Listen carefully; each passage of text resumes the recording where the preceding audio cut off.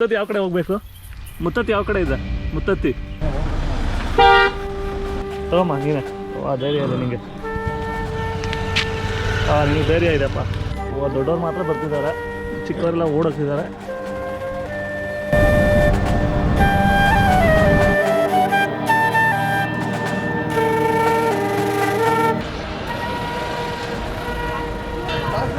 ಇವತ್ತು ವೀಕೆಂಡ್ ಆಗಿರೋದ್ರಿಂದ ತುಂಬಾ ಜನಸಂದಣಿ ಇದೆ ಇಲ್ಲಿ.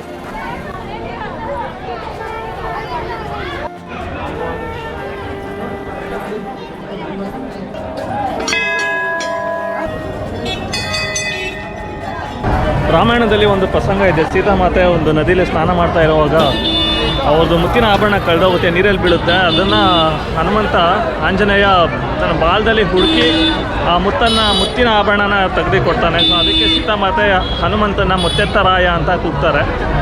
ಒಂದು ಪ್ಲೇಸಿಗೆ ಬಂದಿದ್ದೀವಿ, ಮುತ್ತತ್ತಿ ಅಂತ ಹೆಸರು ಇದು. ಸೊ ಮುತ್ತನ್ನು ಎತ್ತಿದ್ರಿಂದ ಈ ಲೊಕೇಶನ್ನ, ಈ ಪ್ಲೇಸ್ನ ಮುತ್ತತ್ತಿ ಅಂತ ಕರೀತಾರೆ. ಮಂಡ್ಯ ಜಿಲ್ಲೆಯಲ್ಲಿರೋವಂಥದ್ದು ಇದು.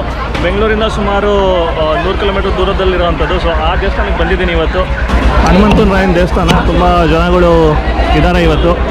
ಬನ್ನಿ ಒಳಗಡೆ ಹೋಗೋಣ. ದೇವ್ರದ್ದು ಹನುಮಂತರಾಯನ ಮುತ್ತೆತ್ತರಾಯನ ದರ್ಶನ ಮಾಡ್ಕೊಂಡು ಬರೋಣ. ಗುರುಗಳೇ, ಮುತ್ತತ್ತಿ ಅಂತ ಏನಕ್ಕೆ ಹೆಸರು ಬಂದಿದೆ?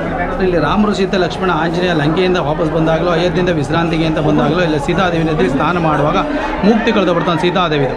ಅದನ್ನು ಆಂಜನೇಯ ಬಾಲ ಬಿಟ್ಟು ನದಿಗೆ ಮುಕ್ತಿ ಎತ್ಕೊಡಿದ್ದಕ್ಕೆ ಮುತ್ತೆತ್ತರ ಅಂತೇಳಿ ಆಂಜನೇಯನಿಗೆ ಸೀತಾದೇವಿ ಆಶೀರ್ವಾದ ಮಾಡಿದ್ದು ಅಂತೇಳಿ. ಇದು ದಕ್ಷಿಣಾಭಿಮುಖ. ಎಲ್ಲ ಕಡೆ ಉತ್ತರಾಭಿಮುಖ ಇರುತ್ತೆ, ಇದು ದಕ್ಷಿಣಾಭಿಮುಖ ಸರ್. ಮತ್ತು ವಿಶೇಷ ನದಿ ದಕ್ಷಿಣಕ್ಕೆ ಹರಿಯುತ್ತೆ.